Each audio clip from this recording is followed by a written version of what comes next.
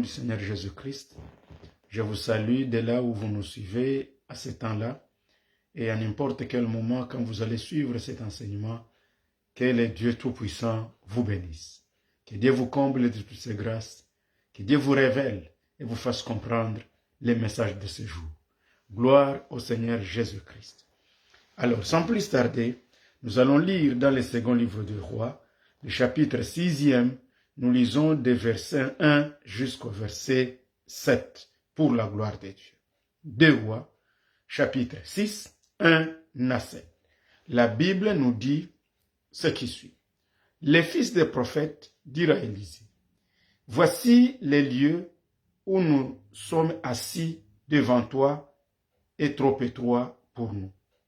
Allons jusqu'au Jourdain, nous prendrons là chacun une poutre, et nous nous y ferons un lieu d'habitation. » Élisée répondit, « Allez. » Et l'un d'eux dit, « Consens à venir avec tes serviteurs. » Il répondit, « J'irai. » Il partit donc avec eux. Arrivés au Jourdain, ils coupèrent du bois. Et comme l'un d'eux abattait une poutre, le fer tomba dans l'eau. Il s'écria, « Ah, mon Seigneur !» Il était emprunté. L'homme de Dieu dit, « Où est-il tombé ?» Et il lui montra la place. Alors Élisée coupa un morceau de bois, le jeta à la même place et il fit surnager les fers. Puis il dit, « Enlève-les » et il avança la main et les prit. Amen. Que le Dieu Tout-Puissant vous bénisse. Que Dieu de toute gloire vous bénisse et vous garde. Nous allons parler dans très peu de minutes de la puissance de l'unité. La puissance de l'unité. Ici, le texte que nous allons exploiter nous parle d'Élisée.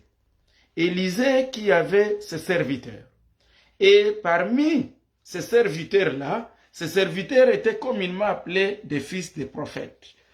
Je pense qu'on les appelait effectivement les fils des prophètes parce qu'ils étaient des disciples des prophètes. Tous, ce n'est pas à dire que leurs parents étaient des prophètes, mais au moins, dès lors que tous étaient des disciples d'Élisée, on les appelait des fils des prophètes parce qu'on pouvait bien les identifier à Élisée le prophète. Alors, ici, nous voyons une idée comme quoi Élisée avait une sorte d'école des prophètes. Élisée avait une sorte d'église, une sorte de rassemblement, une sorte d'un groupe où se réunissaient les nouveaux prophètes qui étaient en formation. Et la Bible nous dit que ceux-ci, qu'on appelle les fils des prophètes, un jour, ils dirent à Élisée, « Voici les lieux où nous sommes assis devant toi et trop étroits pour nous. » Voilà pourquoi d'ailleurs, nous avons l'idée de montrer ici qu'il y a un maître qui est Élisée, qui était devant ses élèves, qui était devant ses disciples. Et les disciples se rendirent compte que les lieux où ils étaient assis devant Élisée était un lieu qui était déjà étroit. C'est-à-dire qu'ils étaient maintenant nombreux au point où les lieux devenaient de plus en plus petits pour eux. C'est ainsi que l'un d'eux, ils dirent maintenant à Élisée, « Nous prenons, voici les lieux où nous sommes, assis devant toi et trop étroit pour nous. Et trop étroit pour nous. Allons jusqu'au Jourdain. Nous prendrons là chacun une poutre. Allons jusqu'au Jourdain. Nous prendrons là chacun une poutre. Et nous y ferons un lieu d'habitation. » Élisée répondit, « Allez. » Et l'un d'eux dit, « Consens à venir avec tes serviteurs. » Il répondit, « J'irai. » Et il partit donc avec eux. Lorsqu'ils sont arrivés au Jourdain, la Bible nous dit qu'ils coupèrent du bois.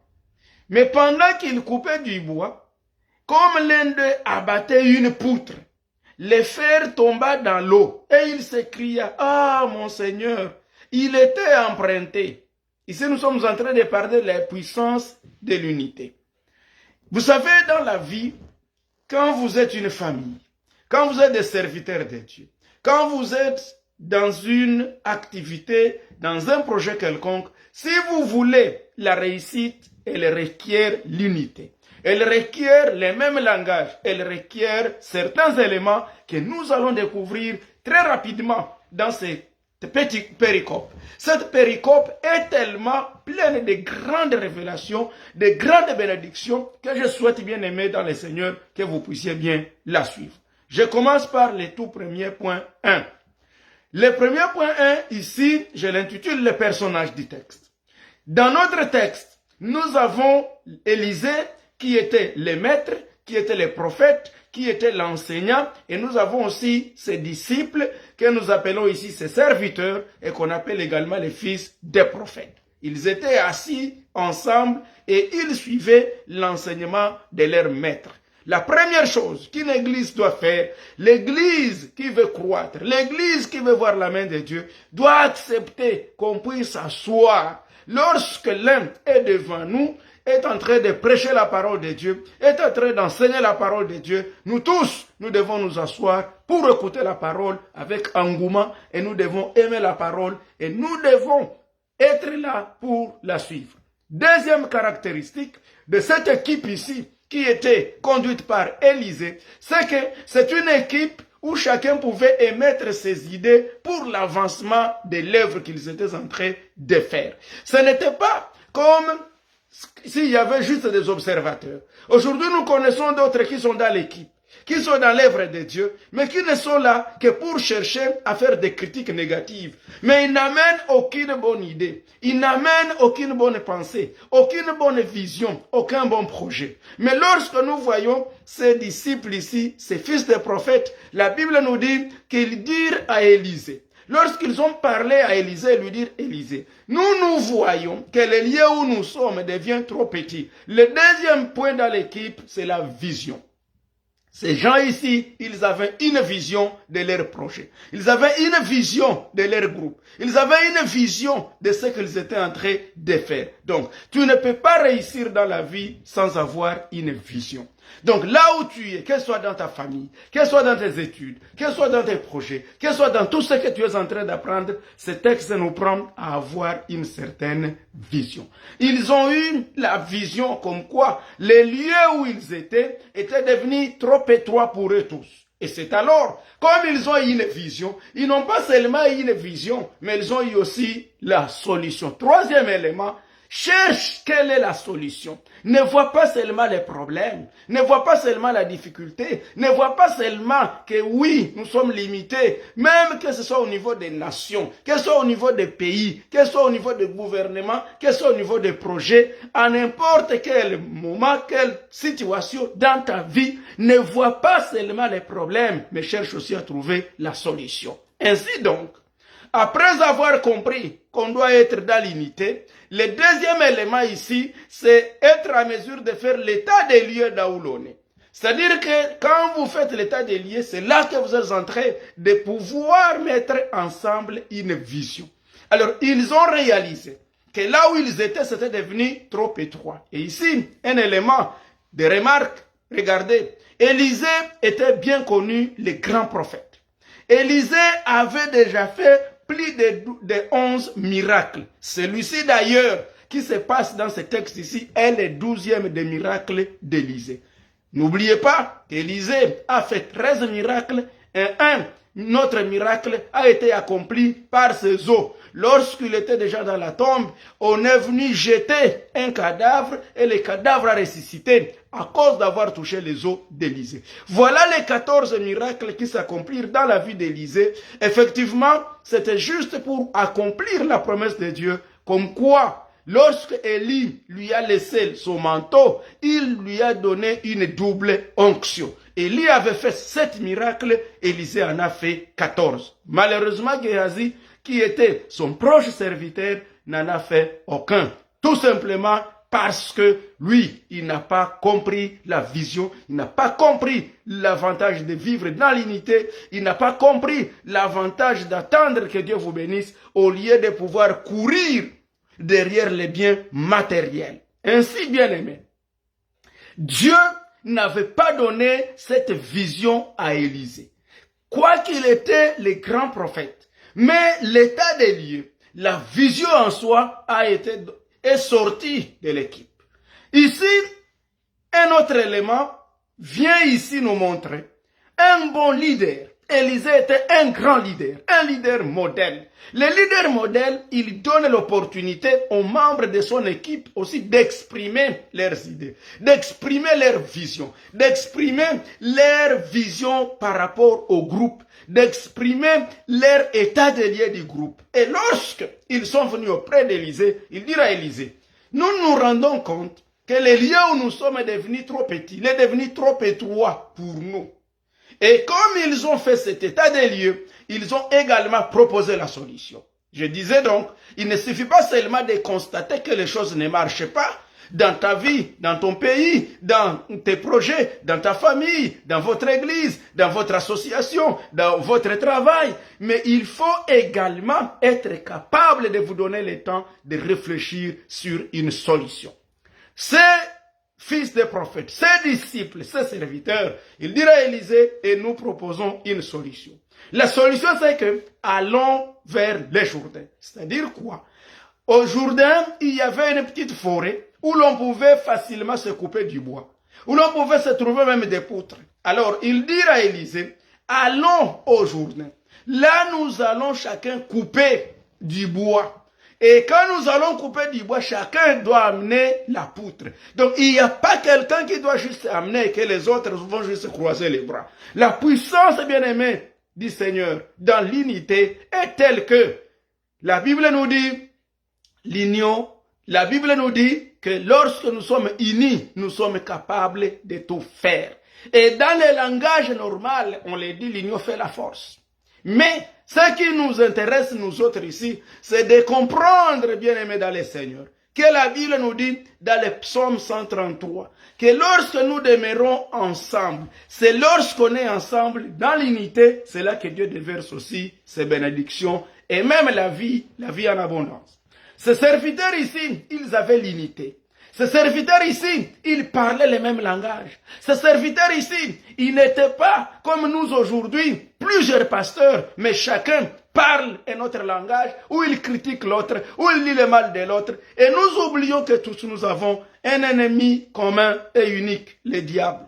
C'est Satan qui est l'ennemi. Ce n'est pas ton frère, ce n'est pas ta sœur, ce n'est pas l'autre serviteur qui est derrière toi. Mais c'est plutôt le diable qui est l'ennemi. Et ces serviteurs ici d'Élisée ont compris cela. Ils ont compris que nous autres là, nous devons mettre toutes nos idées ensemble. Alors allons vers les Jourdains. Et lorsqu'ils ont proposé la vision à Élisée, un bon leader, il n'a pas découragé ses serviteurs. Élisée ne s'est pas dit, comme ce n'est pas sorti de moi, je ne vais rien entendre.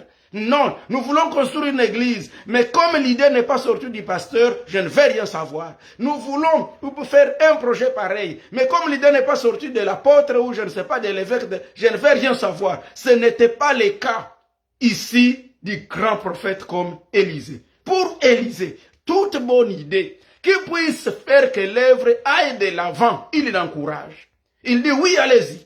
Et lorsque ils ont accepté qu'ils puissent y aller. Et que chacun peut y aller. Et que chacun peut amener une poutre. Chacun peut amener sa pierre. Chacun peut amener son effort pour la construction de leur lieu d'habitation, pour la construction de leur école, de leur temple, de leur chapelle, de leur lieu de rassemblement, de leur lieu de réunion. Tous d'un commun accord se décidèrent, allons-y. Et il voulait partir. Mais avant qu'il ne parte, il dit à Élisée, mais maître, nous voulons que nous partions aussi avec vous. Regarde encore l'humilité. L'humilité, bien aimée dans le Seigneur, c'est le quatrième élément. Lorsque nous voulons vivre dans l'unité, nous devons aussi être humbles. Élisée était tellement humble qu'il a même accepté. Lorsqu'on lui dit, allons ensemble, ils sont partis ensemble. Étant partis, ils sont allés et tous ont commencé à couper du bois.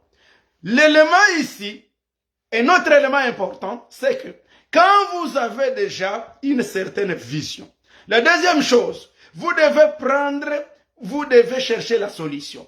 Et quand vous avez déjà une idée sur la solution, vous ne devez plus rester au même lieu. Vous devez avancer. Vous devez faire un pas. Il y a beaucoup de gens qui ont eu des grandes visions, qui ont des grands projets. Il y a beaucoup de gens, beaucoup d'hommes de Dieu, beaucoup de chrétiens. Ils ont eu des grandes visions, mais ils ont la difficulté de faire un pas en avant. Et bien aimé, je vais vous rappeler une chose. Les miracles dans la vie chrétienne, ça ne se manifeste que lorsque vous faites un pas en avant. Rappelons-nous, la mer Rouge ne s'est pas ouverte pendant que les enfants d'Israël étaient encore en Égypte.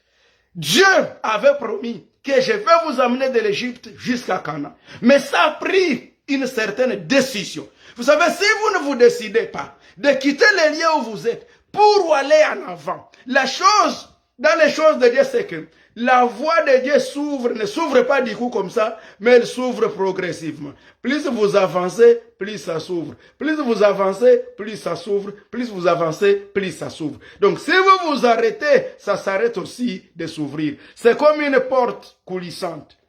Plus vous avancez, c'est votre présence qui l'ouvre. Si vous vous arrêtez, elle se referme. Gloire au Seigneur Jésus-Christ. Ainsi donc, la mer Rouge, c'est lorsque les enfants d'Israël se sont trouvés devant la mer Rouge que cette dernière a été ouverte parce qu'ils étaient devant. Et regardez bien, plus ils avançaient, plus ça s'ouvrait. Plus ils avançaient, plus ça s'ouvrait. Moïse levait juste son bâton devant et plus ils avancent, plus ça s'ouvre. Plus ils avancent, plus ça s'ouvre. Donc, tu veux aussi voir la main de Dieu dans tes affaires. Bien-aimé, ne reste pas là où tu es dans tes rêves, là où tu es dans tes visions, là où tu es dans tes grandes projections. Le Seigneur m'a dit ça, le Seigneur m'a promis ça, le Seigneur m'a promis ça. Mais tu dois faire quelque chose.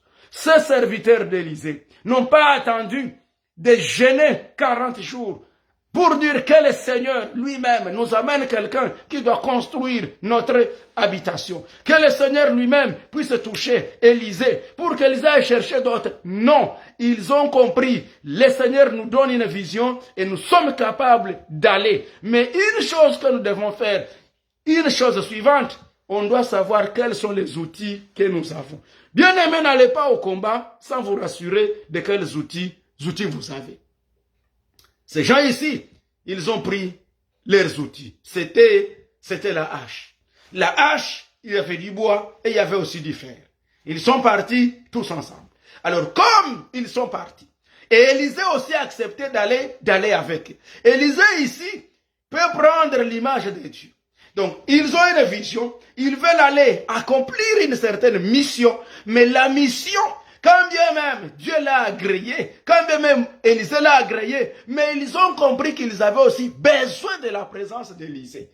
Bien-aimés, nous autres dans la vie, même si Dieu t'a donné une vision, et que cette vision tu l'as déjà comprise, et que tu as déjà pris la décision d'aller, ne va pas seul. C'est comme Moïse. Lorsque Dieu dit à Moïse qu'il va amener les enfants d'Israël jusqu'à Canaan, quand vous lisez à Exode, chapitre 33, Moïse dit au Seigneur, avec qui nous irons?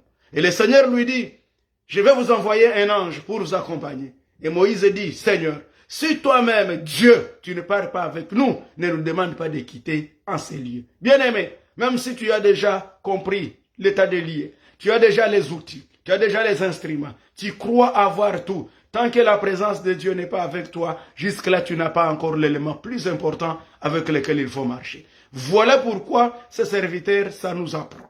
Dans l'unité. Ils ont compris, notre unité c'est bonne, mais il faut que l'unité là soit couronnée par la présence de l'homme de Dieu qui représente Dieu. Ici donc le prophète Élisée. Et Élisée, il a accepté, ils sont allés ensemble. Ils ont leurs instruments.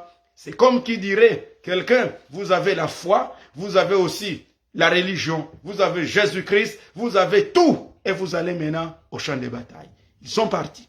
Arrivés au Jourdain, ils ont commencé à couper des poutres. Ils ont coupé des poutres. Ils ont coupé des poutres. Et l'activité était une activité réussie. Tout était bon. Il n'y avait pas de problème. Jusqu'à ce que, lorsque l'un d'eux, qui a pris la hache, il a voulu couper une poutre. La Bible nous dit que le fer est tombé jusqu'au fond du fleuve. du fleuve Jourdain. Oh mon Dieu. Lorsqu'il est tombé, les gars se souvenaient, c'est ce que nous disons, c'est ce que nous lisons au verset 5. Et comme l'un d'eux abattait une poutre, le fer tomba dans l'eau. Il s'écria, ah, mon Seigneur, il était emprunté. Curieusement, il est tombé. Et comme il est tombé, il tombe en profondeur. Et quand il tombe en profondeur, ça crée la panique. Voici un autre élément, je crois le 6e. Ici, c'est la panique. Bien-aimé, quand tu es engagé dans une affaire avec Dieu, Dieu t'a donné une vision. Tu as déjà fait l'état des lieux. Après l'état des lieux, tu as vu et tu as des instruments. C'est la foi. Tu as les instruments avec lesquels tu dois y aller. C'est la vie chrétienne. Tu es là. Tu as déjà une équipe avec laquelle vous allez. Quand les problèmes arrivent, ne paniquez pas. Sachez que vous êtes avec Dieu. Ce gaillard ici, lorsqu'il a voulu paniquer, lorsque le fer est tombé, parce qu'il a compris que le fer est tombé, il est resté avec le bois. C'est comme aujourd'hui beaucoup de chrétiens. Il y a beaucoup de chrétiens qui sont restés avec la religion. Je considère les bois là, sur lesquels on fixe les fers pour que ça devienne une hache, je considère ça comme une religion. La religion, elle est bonne, c'est une voie qui nous amène jusqu'à connaître le vrai Dieu. La religion n'est pas mauvaise en soi, mais ce qui est mauvais, c'est la finalité de la religion à laquelle vous vous êtes affilié. Alors, le fer, je le considère comme la vraie foi, comme le Christ lui-même. Je considère ça le fer. Je peux prendre le fer comme l'image de la vraie doctrine chrétienne. Alors ici, nous voyons quelqu'un qui avait sa hache, mais le fer est tombé. Or, le fer était le plus important des instruments, des outils qu'ils avaient. Et c'est pourquoi il s'est écrié, oh mon Seigneur, il est tombé et puis il était emprunté. Ici, c'est l'image de certains de nous chrétiens. Il y en a des chrétiens qui sont restés accrochés à leur religion, accrochés à leur église, alors qu'ils ont déjà perdu le vrai salut. Ils n'ont plus le salut, ils n'ont plus la vie chrétienne. Il y a des serviteurs de Dieu, il y a des hommes de Dieu, il y a des femmes servantes du Seigneur. On a abandonné le Christ. Ça fait très longtemps, mais on continue à parler en langue. On continue à prier, on continue à prêcher, mais on ne s'est jamais repenti. On n'a pas encore réalisé qu'on a perdu l'onction, qu'on a perdu la puissance, qu'on a perdu l'élément le plus important de notre vie chrétienne. Que Dieu nous aide et qu'il nous aide, bien-aimés, dans le Seigneur. Alors, ce serviteur, il a réalisé, lui, il a compris. Oui, même si j'ai encore le bois dans la main, tant que je n'ai plus les fer, c'est déjà un danger. Et la Bible nous dit qu'il a invité Élisée. Et lorsqu'il a invité Élisée, Élisée s'est dit, où est-ce que vous l'avez vu? Où est-ce qu'il est tombé? Alléluia. Ça montre bien aimé dans le Seigneur que lorsque nous sommes dans l'unité, lorsque nous sommes dans un plan de Dieu, dans une vision, dans une activité, quand un problème arrive, ne paniquez pas. Faisons recours à Dieu. Faisons le recours à Dieu par les biais de ses serviteurs qui sont avec nous. Ils ont couru vers Élisée. Et ma question est de savoir, si Élisée n'était pas avec eux, qu'est-ce qui se passerait pour eux? Qu'est-ce qui se passerait pour eux? Et là aussi, je vois aussi une épreuve. Élisée était effectivement même aussi en épreuve. En tant que serviteur de Dieu. C'est Élisée qui prêchait la foi. C'est Élisée qui était le maître. C'est Élisée qui était le renseignant. Et ici, pratiquement, il se trouve devant l'épreuve de ce qu'il est en train de les enseigner. Si Élisée leur disait que Dieu est capable de faire un miracle, voilà qu'Élisée se trouve devant un problème. Il a fallu qu'effectivement Dieu fasse un miracle. Peut-être Élisée pouvait être un serviteur aventurier qui parle aux autres, suivez ce que je vous dis, mais ne suivez pas mes actions. Ils auraient dû un problème très sérieux.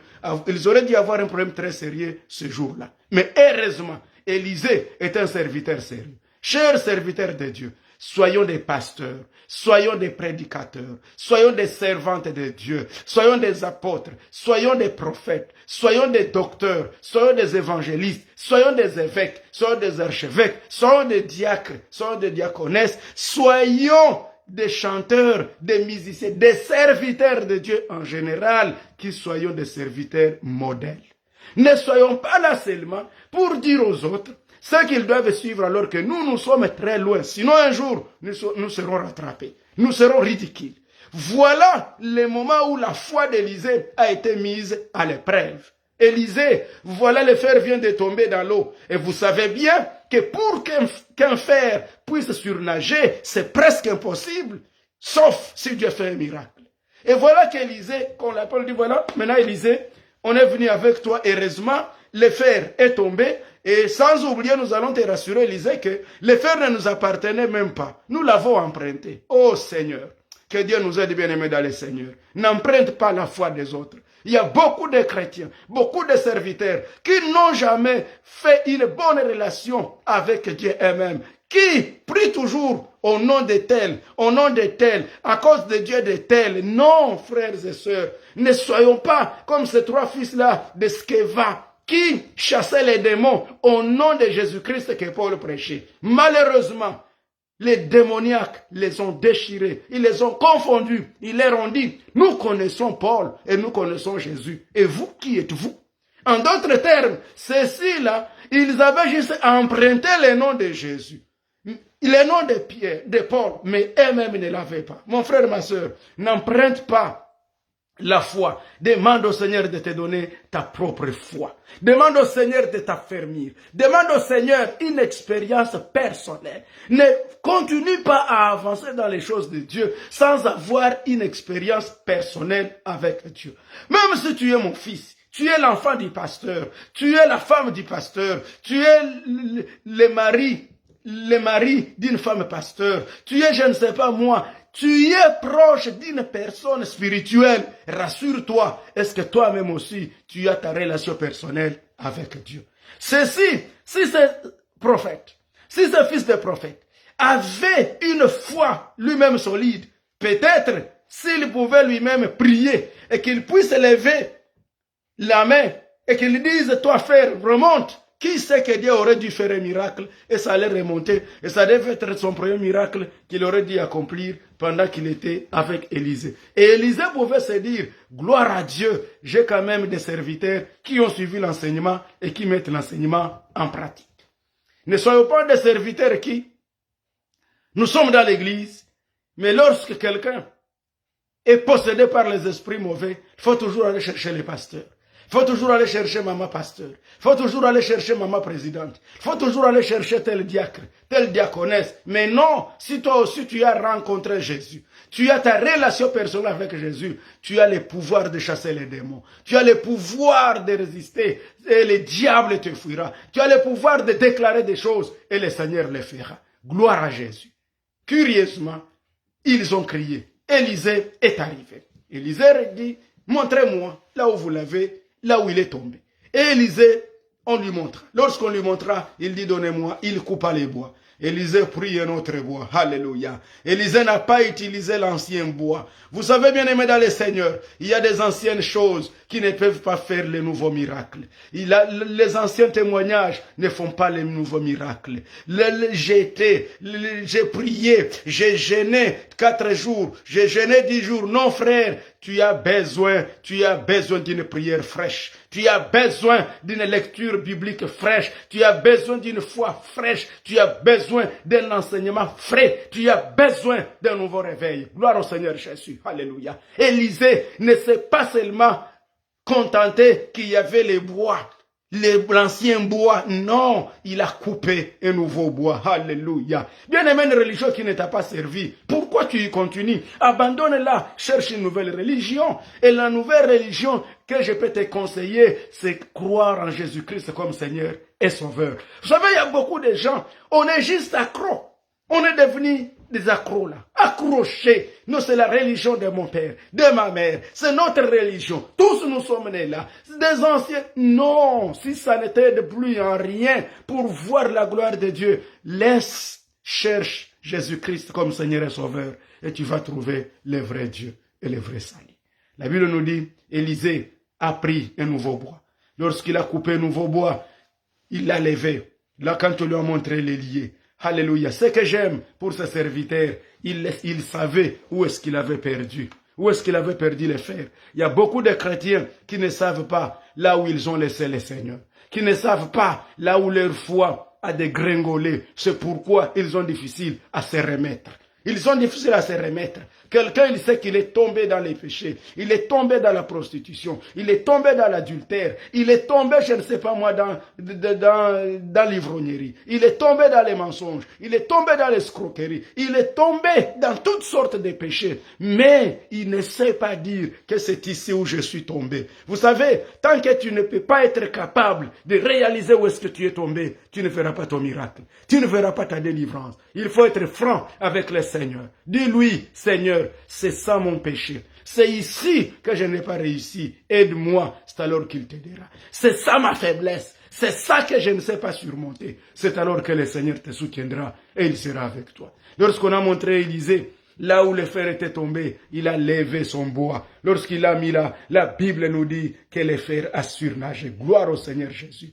Je suis convaincu qu'Élisée, par la foi, peut-être il a prié, peut-être il a déclaré des choses. Lorsque il a levé le bois, la Bible nous dit que le fer a surnagé. Un miracle qui n'avait jamais existé. Ceux qui ont fait la physique, ceux qui ont étudié, vous qui avez beaucoup étudié, vous savez bien que la masse atomique, alléluia, cette masse-là ne peut pas, la masse-là du fer, ça ne peut pas surmonter sur l'eau, mais Dieu l'a fait pour sa gloire, car il est capable, car il est Dieu, car il entend les prières et il respecte ses serviteurs. Alors Élisée leur dit, voilà le bois est là. Je bénis le Seigneur parce que le serviteur n'a plus eu peur. Le serviteur a participé au miracle. Il a ramassé les fers. Lorsqu'il a ramassé les fers avec le bois, directement, lorsqu'il l'a ramassé, Élisée leur dit, prenez-les et partez avec. Gloire au Seigneur Jésus. Regardez bien, aimés dans le Seigneur. Je vais me résumer avant de clôturer. Que Dieu vous bénisse, vous tous qui me suivez maintenant, et vous tous qui allez me suivre. Je suis en train de parler de la puissance de l'unité. Quand nous sommes unis et que nous parlons le même langage, Dieu peut parler, peut utiliser n'importe qui. Il peut utiliser les plus âgés, il peut utiliser les plus spirituels, il peut utiliser même les plus petits parmi nous. Voilà que Dieu a utilisé l'un des serviteurs pour parler à Élisée, pour qu'il comprenne que les lieux où ils étaient devenus trop petits et devaient l'agrandir. Ils ont eu la vision. Après avoir eu la vision, ils sont passés à la deuxième étape de chercher la solution. Donc, il n'a pas seulement s'agi de faire un état des lieux, que les choses ne marchaient plus, mais la deuxième chose, il devait se poser la question, quelle est la solution? Et pour qu'on arrive à la solution, il faut se poser une deuxième question, quels sont les outils que nous avons en main? Quels sont les moyens qui sont disponibles? Quels sont les moyens que nous devons utiliser pour atteindre l'objectif? Notre village, notre ville, notre coin, notre église, notre association est en difficulté. Et la besoin des hommes, ils n'ont pas attendu. Ils n'ont pas perdu tout le temps dans la prière, quand bien même ils étaient des prophètes en formation, mais ils ont compris chaque chose en son temps. Nous sommes formés, mais nous devons mettre aussi la foi en action. Mais en partant, ils ont compris que nous devons partager la vision avec notre leader. Nous n'y allons pas en secret. Ils lui ont dit. Et le leader, comme il était sage, Élisée, comme il était humble, comme c'était un leader mature, comme c'était un leader qui s'est communiqué, il a accepté. Oui, même si je suis le prophète, mais Dieu a parlé à travers mes serviteurs. Moi, je dois accompagner leur vision. Voilà comment nous devons faire. Il a accompagné leur vision. Gloire au Seigneur Jésus. Alors, pendant qu'il accompagnait la vision de ses serviteurs, Élisée est parti avec eux. Ils sont partis et ils étaient avec leurs outils. Et là, je vous ai fait comprendre que les outils, ça sous-entend nous avons la foi. Nous allons avec Dieu. Alléluia. Lorsqu'ils sont partis, ils sont arrivés, ils ont commencé à couper du bois. Chacun a fait son travail. Chacun s'est mobilisé. Bien aimé, là où il y a l'unité, rien n'est impossible. Souvenez-vous que même lors de la construction de la tour de Babel, une seule chose que Dieu avait appréciée, c'était leur unité. Et la Bible nous dit, Dieu s'est dit, comme ils sont unis, il n'y a rien qui leur sera impossible. C'est pourquoi les seigneurs, comme ils avaient une mauvaise vision, ils avaient un mauvais plan. C'est ainsi que Dieu s'est dit, descendons et confondons leur langage. En d'autres termes, une église où les gens parlent le même langage, bien aimé dans les seigneurs, tôt ou tard, la gloire de Dieu s'y manifestera. Ils sont partis avec Élisée. Lorsqu'ils sont allés avec Élisée, ils ont commencé à couper du bois. Chacun a fait son travail. Et quand le problème est arrivé, lorsque le fer est tombé, ils ont fait appel à Dieu. Ils ont compris, nous ne sommes pas seuls. Nous sommes avec les représentants de Dieu. Nous sommes avec les serviteurs de Dieu. Et Élisée aussi n'était pas un serviteur de Dieu aventurier. Puisque s'il était aventurier, il serait ridiculisé ce jour-là. Puisque rien n'allait agir. C'est pourquoi, bien aimés dans le Seigneur, avant de demander aux enfants de Dieu, faites ceci. Nous-mêmes, nous devons être les premiers à être des modèles, à être exemplaires. Et c'est alors que Dieu va manifester sa gloire. Et lorsque la gloire de Dieu se manifestera, tous ensemble, nous l'acclamerons et nous les louerons. Bref, que Dieu vous bénisse. Au nom du Seigneur Jésus-Christ, demeurons dans l'unité, dans la prière, dans l'amour de Dieu, dans l'humilité. Aimons-nous les uns les autres. Soutenons nos responsables spirituels. Et aussi, lorsque nous leur donnons des visions, qu'ils soient aussi capables de nous écouter et de nous orienter en tant que leurs enfants spirituels. Bien-aimés, je vous aime. Que Dieu vous bénisse. Alors nous allons prier. Que ce soit en famille, que ce soit partout, dans le travail, nous avons besoin de l'unité. Je parlais de la puissance de l'unité. Alléluia. Très saint Père, au nom du Seigneur Jésus-Christ, je te bénis car tu es Dieu. Merci Papa, car à travers ce texte de 2 Rois, chapitre 6, 1 jusqu'à 7, tu viens de nous parler. Tu nous parles de grandes choses. Tu viens de nous faire comprendre que nous devons parler le même langage. Nous devons être unis. Et lorsque nous observons qu'il y a une situation, nous devons proposer. Et lorsque nous proposons, nous devons écouter ce que dit le leader. Et c'est toi, notre leader. Merci Jésus. Je prie pour tout celui qui va suivre cet enseignement maintenant et ceux qui le suivront après, même des années après, Seigneur, que cet enseignement, que la puissance du Saint-Esprit agisse au milieu de chacun et que ceux-là qui sont en difficulté, Seigneur, que tu les soulèves. Ceux qui avaient les fers, que les fers est tombé, que les fers soient relevés, que les miracles s'accomplissent. Je ne sais pas quel est le fer qui est tombé. C'était peut-être la grâce. C'était peut-être la faveur. C'était peut-être une certaine gloire qui est tombée et que tes enfants ont perdu. Et il s'est dit, comment je retrouverai encore mon ancienne gloire? Père, tu es capable de restaurer. Restaure les âmes de tes enfants. Restaure la bénédiction de ton Église. Restaure, Seigneur, tes serviteurs. Restaure, Seigneur, ceux qui croient en toi. Restaure les familles brisées. Au nom du Seigneur Jésus, gloire à toi, Père éternel, car tu l'as fait et tu le feras. Au nom du Christ Jésus, qui règne d'éternité en éternité. Amen. Amen. Merci. Que Dieu vous bénisse.